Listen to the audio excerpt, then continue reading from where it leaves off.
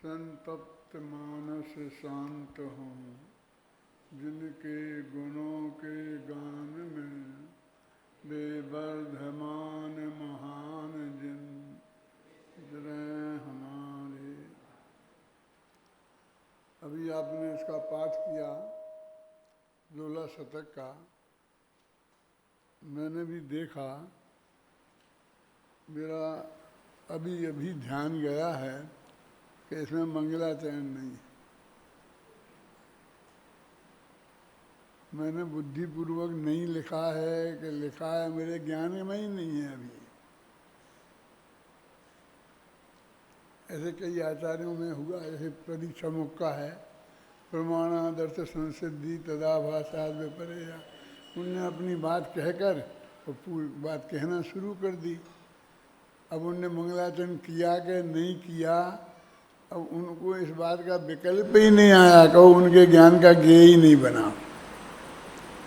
फिर मैंने सोचा कि ऐसा कैसे हुआ, क्योंकि अधिकांश समय देवशास्त्र गुरु को याद करने का मेरे को अंदर में भाव रहता है। तो वास्तव में कहानी ये है कि मैंने दोहा शतक लिखना शुरू किया था और लिखते लिखते करीब 100 दोहे लिखे गए और न मालूम कब वो दोहा रोला में बदल गया और मैं 8-10 रोला लिख गया। मुझे नहीं है पता कि कोई छंद बदल गया है। फिर बाद में ध्यान गया कि ये तो दोहा नहीं है, तो देखा तो करीब 100 के आसपास में वो छंद बदल गया था। और इसीलिए फिर मैंने उसको दोहा शतक और रोला शतक में बदला। तो मुझे ये ध्यान ही नहीं रहा कि यहाँ अब कोई नई बात आरंभ कर रहे हैं। मेरे हिसाब से तो मैं वही बात शुरू कर रहा हूँ, वही बात चला रहा हूँ, लिख रहा हूँ जो दोहा शतक में थी। बाद में कुछ थोड़ी मरम्मत करा के दोहा शतक ख़त्म किया, रोला शतक आरंभ किया। ऐसी प्रक्रिया हुई थी, ऐसा मुझे कुछ ख्याल है। अब जब इसमें लिखा है मंगलाचरण है ही नहीं और अपने को विकल्प आ गया है कि मंगलाचरण क्यों नहीं है, तो दोहा शतक का मंगलाचरण मैं यहाँ करना चाहता हूँ। निकालो दोहा शतक का मंगलाचरण। हेलो। उसकी एक पंक्ति पर मेरा चित्त रीझ रहा है, पढ़ो। राग द्वेष से रहित जो जाने लोकालोक, ज्ञानानंदी पुरुष को नम कर दूं मैं धोख। कैसे होंगे वे पुरुष यह चिंतन की बात, उनके स्वरूप पर बंधुवर करते हैं कुछ बात।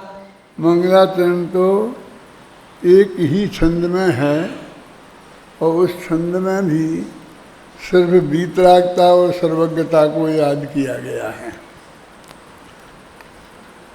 राग देश से रहित जो जाने लोकालोक, और लोकालोक को जो जानते हैं, ऐसे जो वीतरागी सर्वज्ञ भगवान हैं, वे ज्ञानानंदी, उनका नाम रखा मैंने ज्ञानानंदी।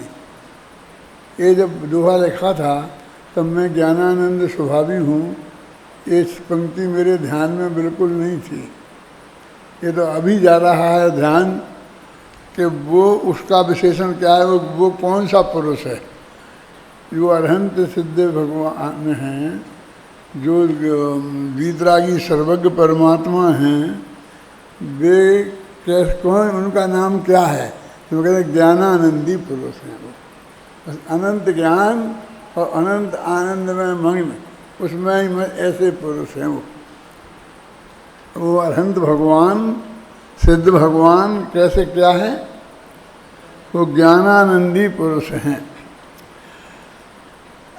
उन्हें नमस्कार किया और अगली ही दो पंक्ति में कहते कैसे होंगे वे पुरुष।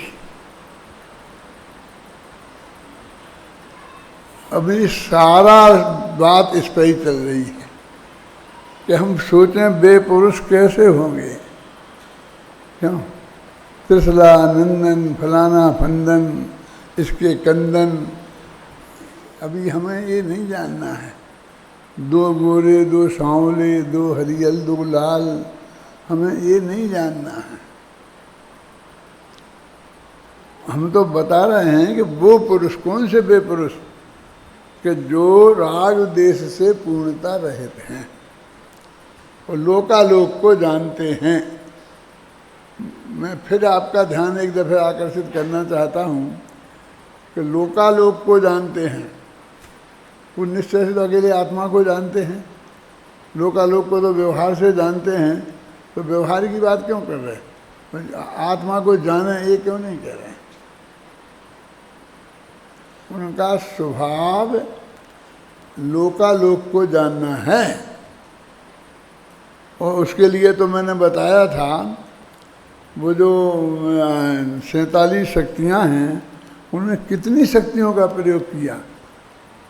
ज्ञान शक्ति, दृष्टि शक्ति, फिर सर्वज्ञत्व शक्ति, मतलब अनेक शक्तियों का, जिसमें सबको जानना, स्वपर को जानना। और यहाँ तो लोकालोक को बात करते हैं, स्वपर तो लोक में ही काम चल जाएगा। और प्रवचन सार में अभी चल ही रहा है अपने यहाँ, अनेक विद्वानों के माध्यम से वो बात सामने आएगी। और उसमें भी सर्वज्ञता का अधिकार को ज्ञानाधिकार कहा। ज्ञानाधिकार में सर्वज्ञता की बात सिद्ध की है। और वो कैसे होंगे वे पुरुष, जो वीतरागी और सर्वज्ञ होंगे वो कैसे होंगे। आगे कैसे होंगे वे 6वें 7वें गुणस्थान में झूलने वाले आचार्य कुंद ने कोई भी मुनिराज, कैसे होंगे वे पुरुष। हमें इस बात पर गंभीरता से विचार करना चाहिए। देव शास्त्र गुरु 3 है ना, तो शास्त्र तो देव की वाणी है और गुरुओं ने लिखी के द्वारा लिखी गई है।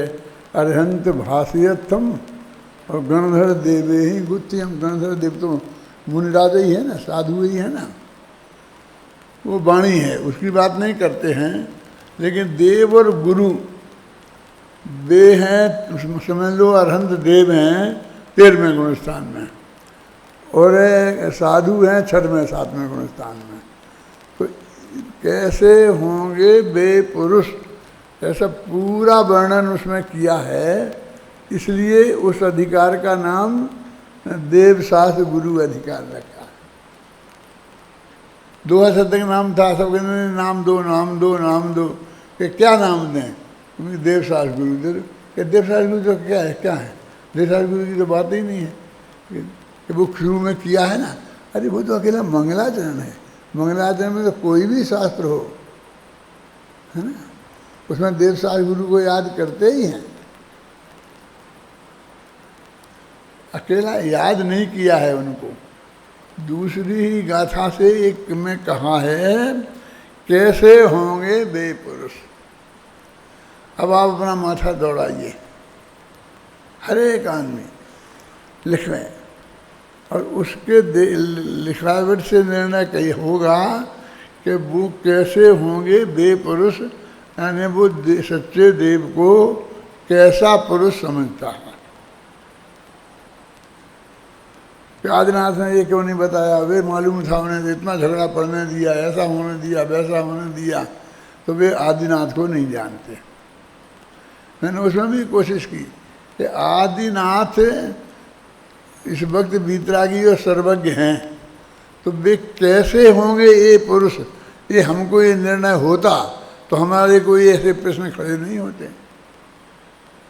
और मैंने इस बात को बहुत विस्तार से लिखकर और अंत में एक पंक्ति डाली कि हे बाहुबली भगवान, आज आप ऐसे पुरुष भगवान हो गए।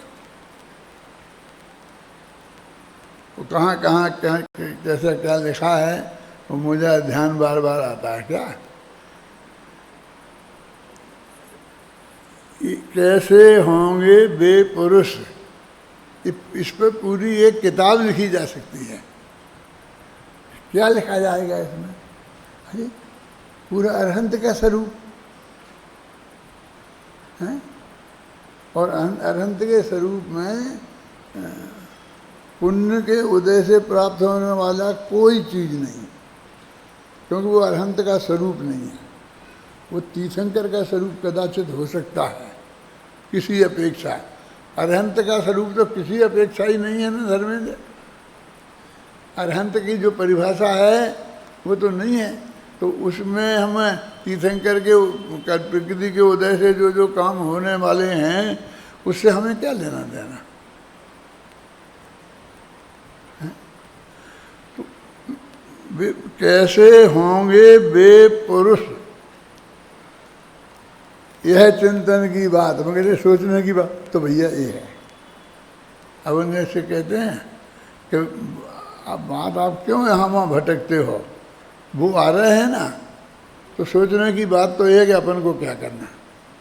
अपन बोलते ना रोजन की बात करो ना, तो बुलाना, लेने जाना, स्टेशन पे जाना, प्लेन पे जाना, फिर ये स्वागत करना, ये व्यवस्था करना, अपन उसकी बात करते हैं। तो कहते हैं कैसे होंगे वे पुरुष, यह चिंतन की बात। कल परसों एक प्रवचन चल रहा था मेरा ही टीवी पे, तो बड़ी बाई सुन रही थी घर पे, और मैं घूम रहा था। तो उसमें एक पंक्ति पे प्रवचन चल रहा था, और एक घंटे वो प्रवचन चला, और इस पंक्ति से गाड़ी आगे नहीं बढ़ी, और अंत में भी प्रवचन वो खत्म नहीं हुआ कि आगे और चलेगा। और उस वक्त से वो मेरे दिमाग में घुस गया है, और वो मेरे दिमाग में से निकल नहीं रहा है। उसी पर मेरा दिमाग अभी स्थिर है और निरंतर सोच रहा है कि किसी न किसी बहाने कहीं से लौट फिर कर मैं उधर आ जाता। क्या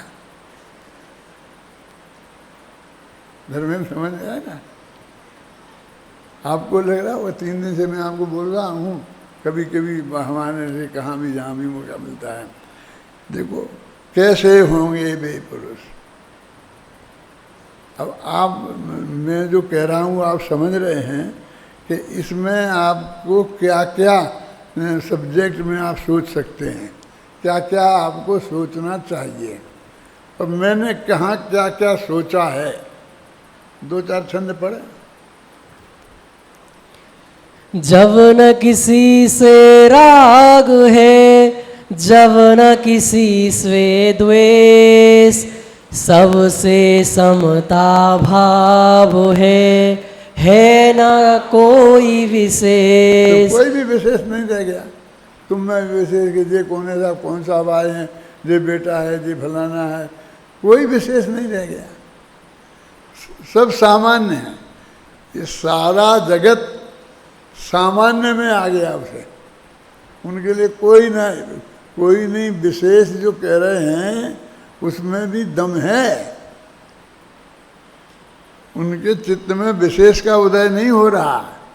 पढ़ो ये पंक्ति को द्वारा। हाँ, जब न किसी से राग है, जब न किसी से द्वेष, सबसे समता भाव है ना कोई विशेष।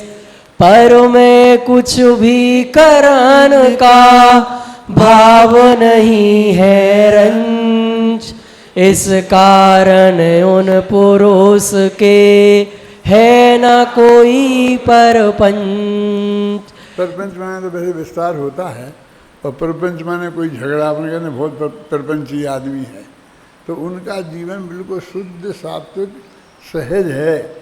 अन्य देवताओं में जितने परपंच होते हैं ना, तो कोई परपंच उनके जीवन में नहीं है कि ये सारे जो जीव अजीव जो भी पदार्थ हैं, चेतन अचेतन अब परिवार वाले, गैर परिवार वाले, सब जाति के, सब धर्म वाले, उनके बारे में कुछ भी विकल्प कैसे खड़ा हो सकता है? वो सब सामान्य रूप में ही आएंगे क्या? कैसे हो? क्या पढ़ना कोई ना कोई परपंच। पढ़ो आगे। हाँ, जब न किसी पर द्रव्य में अपनेपन का भाव, फिर उसमें कुछ करन का कैसे होगा भाव। सोच रहे भाई, उसके बारे में हमें सोचना चाहिए। तो वो भाव हो कैसे सकता है? अभी ये नहीं कह रहे कि नहीं होता है भाव।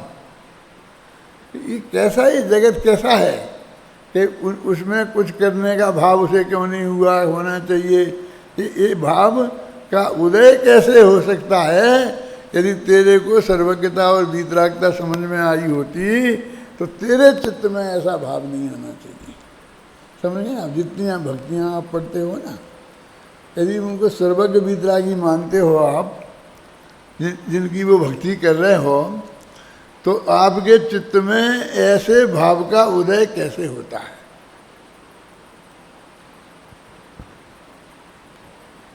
हम खुद विचार गंभीरता से सोचने की बात है ये। देखो, वही बात चल रही दिमाग, वही प्रश्न का उत्तर चल रहा है, हैं? सब द्रव्यों का परिणमन, अभी सर्वज्ञता की बात आ रही। पढ़ो, बहुत मार्मिक है। सब द्रव्यों का परिणमन कब क्या कैसा होए, जब यह उनके ज्ञान में सब कुछ आया होए। फेर फार संभव नहीं यह भी जाना होए, फिर तो बदला बदल का भाव ही कैसे होए। एक तो संभव है नहीं, यदि संभव भी होए, तो भी रागादिक बिना कुछ विकल्प क्यों हो। किसको किसको? उस ज्ञानानंदी पुरुष को। वो कहा था ये, उस पर हमारा ये विचार वही चल रहा। मैंने इसको देवसाद गुरु की स्तुति के रूप में लिखा उस वक्त पूरा। और लोग पूछेंगे देवसाद गुरु की तो एक पंक्ति लिखी, दो पंक्ति, और आगे कुछ लिखा ही नहीं, और इसे देवसाद गुरु कहते हैं कि हम देवसाद गुरु की बात कर रहे हैं। देखो, यहाँ विषय बदल रहा है। क्या है? वही बात चल रही ना कि वो कहते हैं कि पहले तो वीतरागता की, कि उन्हें वीतरागता है तो उनको कुछ भी करने का भाव कैसे आ सकता है। फिर सर्वज्ञता पे गए तो वो कहते हैं कि उनने ये जाना कि जो होना है वो बिल्कुल नक्की है, तो फिर उसमें फेर फार का भाव, बदला बदली का भाव कैसे हो सकता है? और वो भी बदला बदली का भाव तो जब में उनमें अपनापन नहीं है तो फिर क्यों हो? सारे जगत एक सही है, तो सारे जगत में होने का बनना चाहिए। कोई में कुछ भी बदला बदली हो गए, ये भाव कैसे हो कि फेर फार संभव नहीं, यही भी जाना हो। देखो, उसी बात को कह रहे हैं।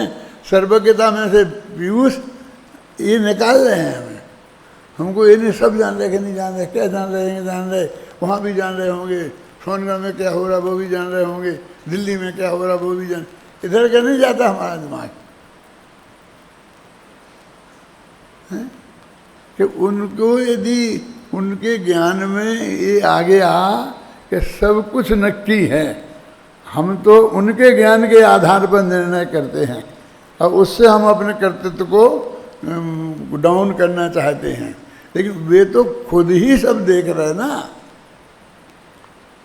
कि कब क्या होगा, क्यों, किसका कब क्या होगा, वे तो खुद भी देख रहे हैं। क्यों? तो बदलने का भाव उन्हें क्यों होगा? क्योंकि इनने ये भी तो जाना है दुर्भाग्य से, भाग्य से, कि कोई बदल नहीं सकते,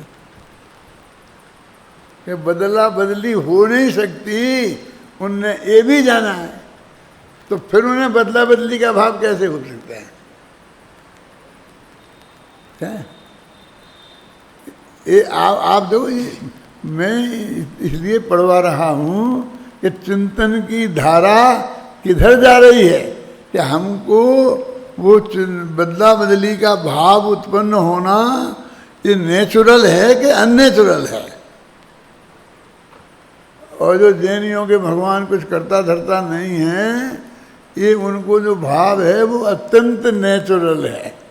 समझ में आया ना? देखो अभी अपन 8वें छंद तक बोला पढ़ा ना है, फिर पढ़ो एक दफ़े दूसरे छंद से 8वें तक, घबराना नहीं, बहुत मर्म की बात है, असली बात है, इसलिए इसमें रिपीटिशन का दोष मत समझना।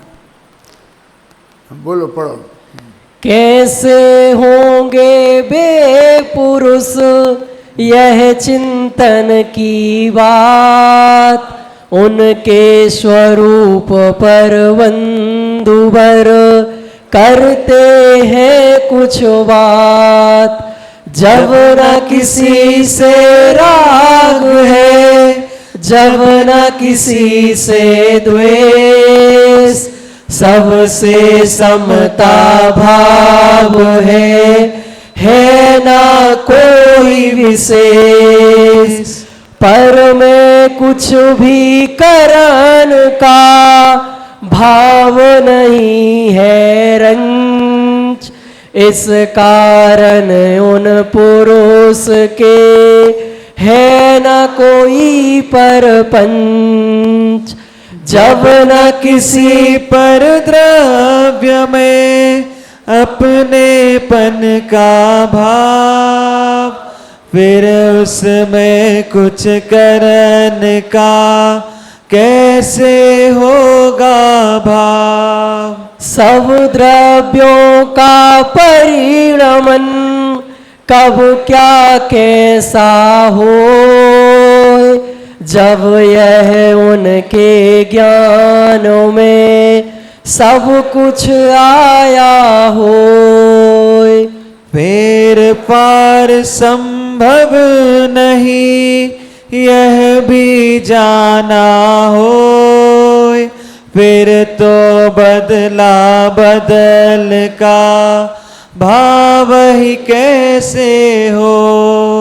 एक तो संभव है नहीं, यदि संभव भी हो तो भी रागादिक बिना कुछ विकल्प क्यों हो। ये 8 छंद में बिल्कुल व्यवस्थित रूप से क्रमबद्ध तरीके से बात आई ना, कि ऐसा यहाँ वहाँ कुछ भी ठोक दिया है परमात्मा ख्याल में, इसकी क्रमबद्ध ख्याल में आ रही है। इसमें अनुसूची से रचित प्रवाह तुम्हारे ख्याल में आ रहा है, इसमें वो कहते हैं प्रबंधपना ख्याल में आ रहा है ना, समझ गए ना, कि ये मोती मुक्तक छंद हैं, एक एक अलग अलग हैं, हैं? और अभी बात खत्म कहाँ हो गई? बात माने ये देवसाज गुरु की ही बात अंत तक चलती है। वहाँ लगता है ये देवसाज गुरु की कह रहे, अब देवसाज गुरु की तो कोई एक बात ही आई नहीं है। बस तुम उतनी पहले कही थी उन्हें वीतरागी सर्वज्ञ कि उनको नमस्कार हो बस, और आई नहीं है बात, ऐसा लगता है। वही कह रहे देवसाज गुरु की बात है, लेकिन देवसाज गुरु की बात से एक कदम हटे हैं क्या? है? अभी आपको मेरी एक प्रवचन निरर्थक लग रहा हो तो आप इस बात पे विचार करो कि यदि अभी तक आपने इसको पढ़ा था तो जो मैं आपको बता रहा हूँ जिस तरीके से, उस तरह कुछ ख्याल में आया था शांति जी? तो तुम शास्त्रियों के नहीं आया था, बड़े से बड़े लोगों के में नहीं आया था, धर्मेंद्र तुम्हारे में नहीं आया था, तो तुम्हारे विद्यार्थियों को कैसे आया होगा? और विद्यार्थियों को नहीं आया तो सारी जनता को कैसे आया होगा? हैं?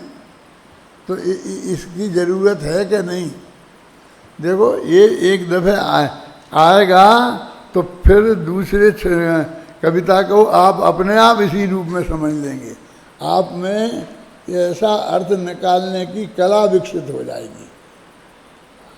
आपको ये ट्रेनिंग हो रही, समझ लो आप, कि हमको ऐसा भाषण देना सिखाओ, जनता में कैसे बोलना, इसमें ऐसे कैसे बोलना, क्या करें, कैसे करें।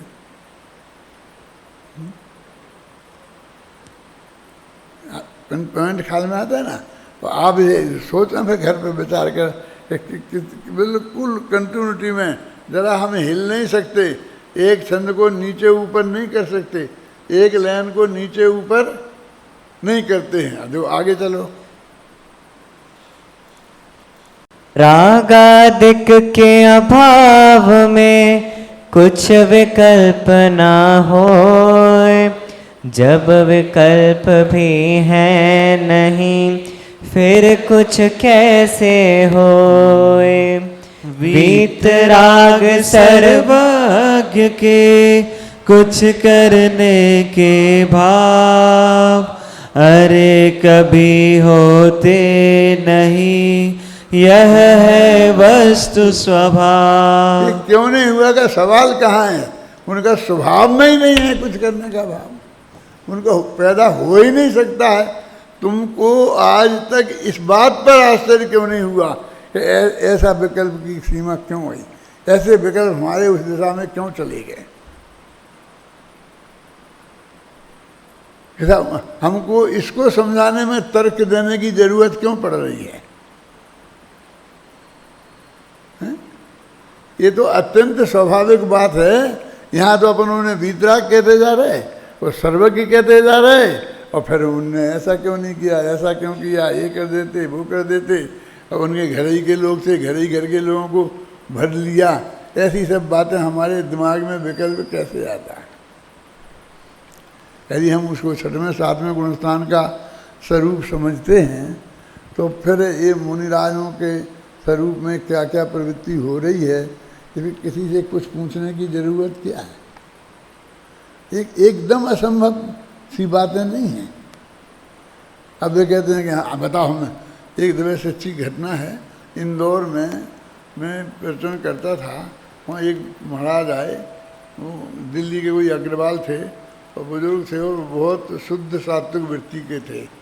माने सोनगढ़ को पसंद करते थे, सोनगढ़ वाले भी उन्हें पसंद करते थे, तो उनका भी वहाँ बैठे रहे प्रवचन हुआ, मेरा भी प्रवचन हुआ।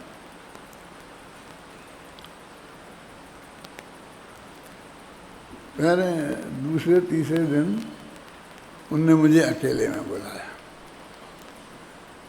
और वे बोले कि हम आपसे जानना चाहते हैं कि हम में क्या खराबी है।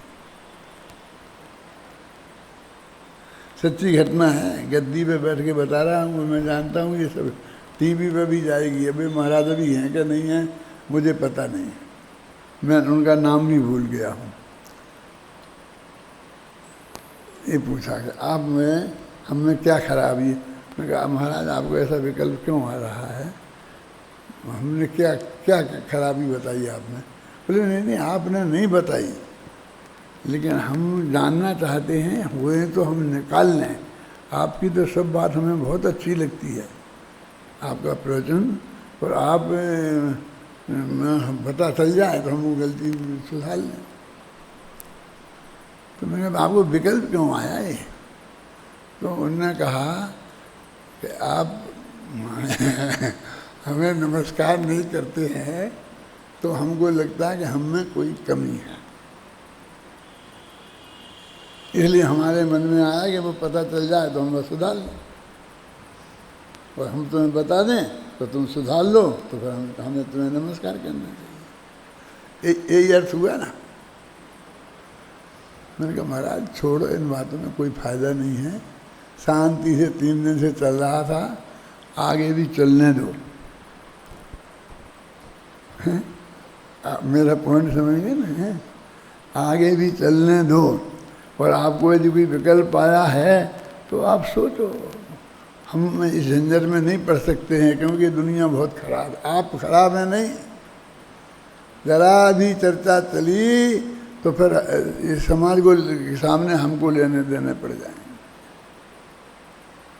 आगे समझ तो है ना। तो कितनी सावधानी की जरूरत है। अब महाराज अपना समर्थन कर रहे, अपने अनुकूलता बता रहे, सब बात है, और आप ऐसे किए जा रहे, क्या करें। हम तो ये कह सकते हैं कि भाई देखो हमने ये लिखे हैं, आप इसे पढ़ो और आप विचार करो। हैं? आपको ऐसा भाव क्यों आ रहा? यदि आपको किसी कारण से ख्याल आ गया कि हमें कोई कमी है तो आप खोजो, नहीं तो आप अपने गुरु से पूछो, उनसे बताओ, जो कुछ भी करना हो। हम इस झंझट में नहीं पड़ेंगे। हाँ देखो अपन कहाँ तक पढ़ लें? 10 तक 10 तक पढ़े। हाँ हाँ फिर पढ़ो, 9 से पढ़ो। रागादिक के अभाव में कुछ विकल्प ना होए, जब विकल्प भी है नहीं फिर कुछ कैसे होए। वीतराग सर्वज्ञ के कुछ करने के भाव, अरे कभी होते नहीं, यह है वस्तु स्वभाव। ये वस्तु का स्वभाव है, इस निर्णय पे आए ना हम, इससे चिंतन करते करते। अब आगे चलो। सब गुण पर्यायो सहित सभी द्रव्य स्वयमेव, झलके जिनके ज्ञान में वे सर्वज्ञ जिनेश। भूतकाल में जो हुआ और भविष्य में होए, सारे लोकालोक में नित्य झलकता हो। कल तुम्हारा सब्जेक्ट है, समझ में है ना। ये इसमें ऐसे भी आ सकता है, देखो उसमें कैसे, उसमें भी एक विचित्र कंटिन्यूटी है, उसमें भी ऐसा ही वो है। समझ में आया ना आपकी में, कि वो भूतकाल की पर्याय में भविष्य काल, ये सब जो उनका स्वरूप है, तो उनके स्वरूप पर हम विचार कर रहे हैं कि वो वे पुरुष कैसे होंगे। तो वे पुरुष वीतरागी है ना, तो वीतरागी कैसे होते हैं, ये बात चल रही है। हाँ चलो।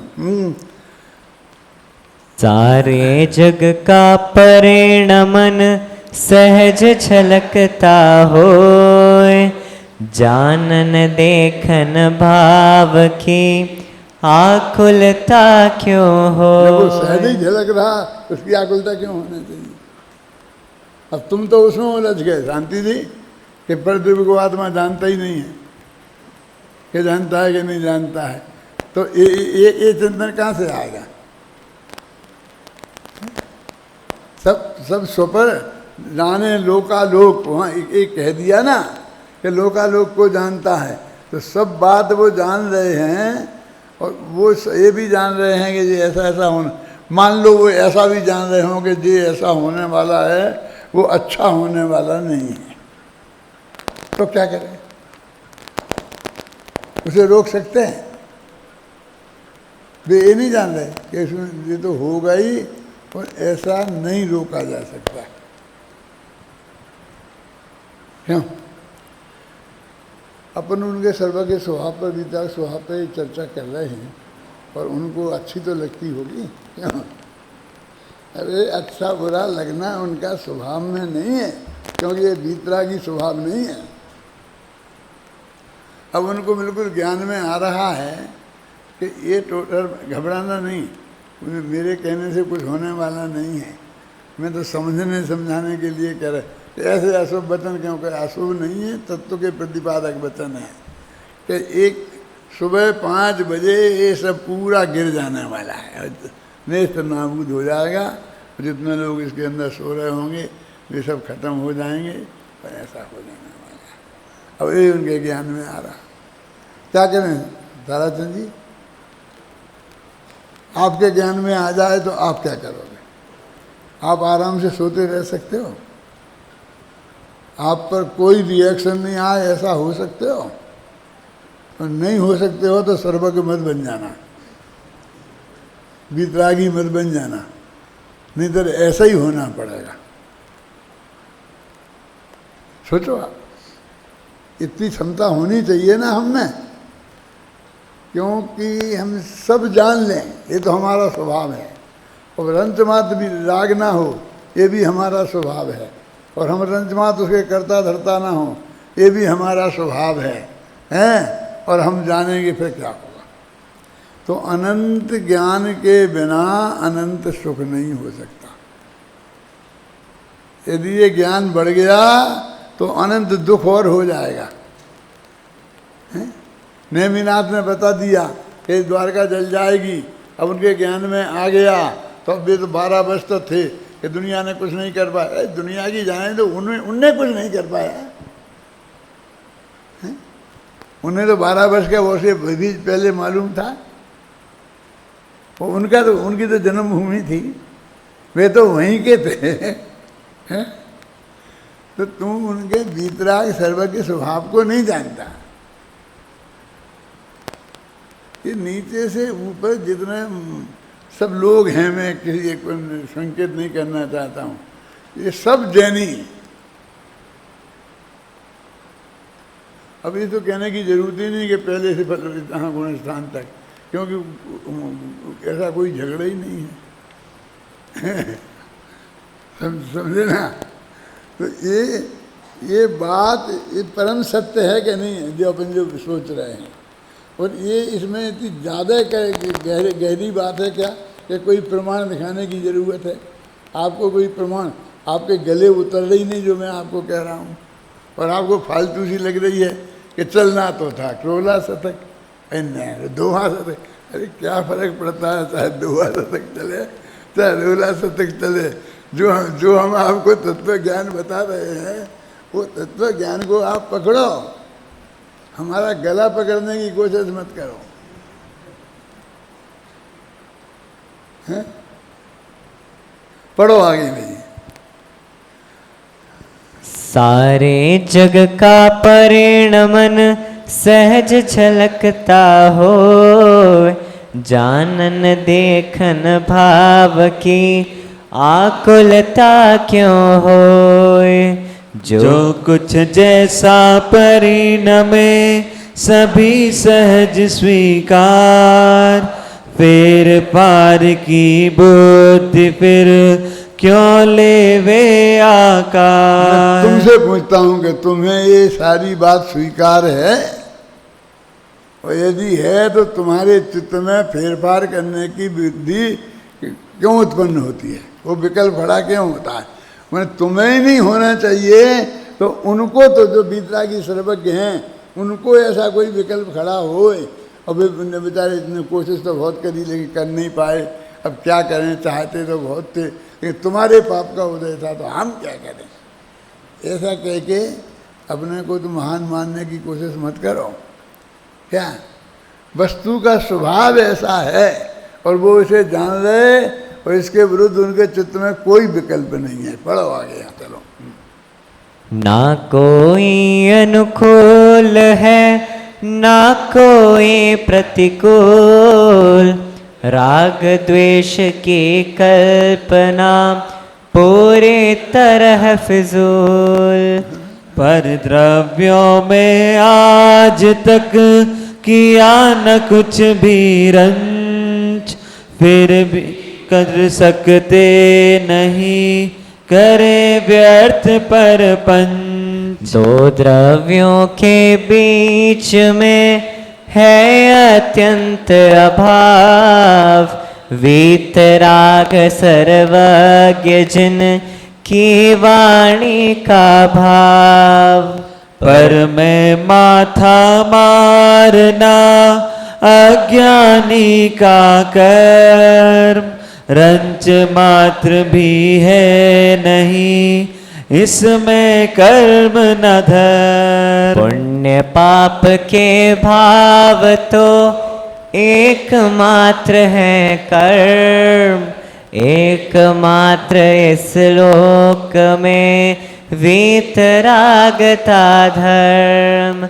सब जन अपनी भूल से दुखी जगत में होए, अपनी भूल सुधार कर सुखी सभी जन हो। बराबर व्यवस्थित क्रम चल रहा है ना, प्रकरण बदल तो नहीं गया है, यहाँ वहाँ की गप्पें तो नहीं मारी, बीच में कोई उदाहरण तो नहीं दिया, जो बात सीधी सच्ची कही जा रही कि नहीं है। बंद कर दूं? 9:30 बजने वाले हैं, मेरा मन नहीं करता बंद करने का। अगला छंद दोहा इतना महत्वपूर्ण है कि मैं कुछ कह नहीं सकता, मैं कल तक उसके लिए रुक नहीं सकता। पढ़ो। पर पदार्थ में अपनपन ही पहाड़ सी भूल, जब तक यह मिटती नहीं मिटे न कोई भूल। पहाड़ ही भूल है जी, पर पदार्थ में अपनापन, तुम मेरे हो, ये मेरा है, ये किताब मेरी है, ये पहाड़ जैसी भूल है, ये छोटी मोटी भूल नहीं है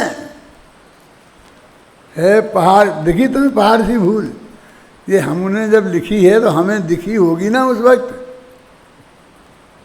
हैं?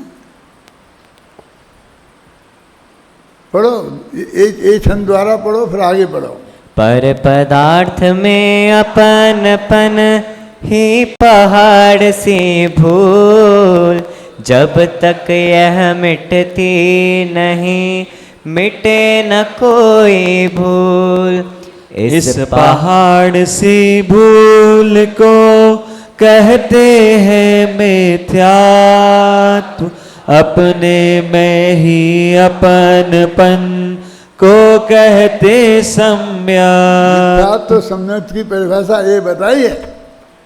अपन ने वहाँ की बात कर रहे हैं, सर्वज्ञ वीतरागी के स्वरूप पर अपन विचार कर रहे हैं, उस पर कुछ बात कर रहे हैं। और अब ये सम्यक दर्शन क्या है और मिथ्या दर्शन क्या है, और मिथ्या दर्शन पहाड़ सी भूल है और सम्यक दर्शन पहाड़ सी भूल मिट गई, वही करना है ना अपने को। अब मैं 9:30 बज गए इसलिए बंद करता हूँ, लेकिन मैंने तुमको ये बता दी है, मेरे हिसाब से तुम सब में से जो लोग यहाँ सामने बैठे हैं वे, और जो परोक्ष में सुन रहे हैं, क्या बोलते तुम उसको, ऑनलाइन, हाँ, इसलिए ये लोग सुन रहे हैं जी, क्या मोटा नहीं समझ रहे, उन सब से कहता हूँ कि तुम यदि जाके आराम से सो जाओ और इसके आगे के दोहा नहीं पढ़ोगे तो समझ लेना तुम्हारी समझ में कुछ नहीं आया। मुझसे भी नहीं रहा जाएगा, मैं कई दफ़े पढ़ा है, फिर भी मैं पढ़ता हूँ बार बार। असली तत्व की बात है, असली मर्म की बात है, आज की आज बात है, एकदम हाल बात है। आप लोग इसका पूरा लाभ